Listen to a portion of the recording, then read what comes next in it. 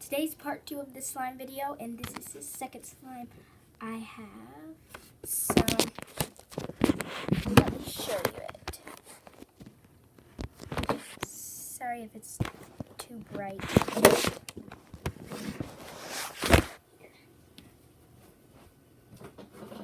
Use my tray.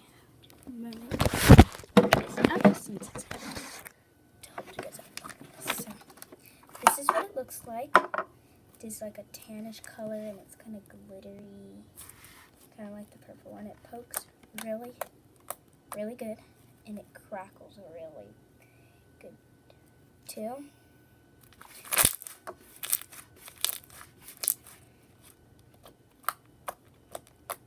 Super good slime.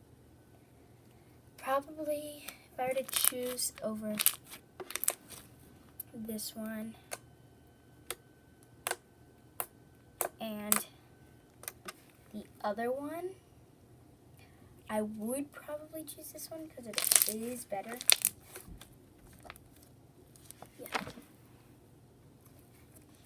And there's this slime. That's it. So.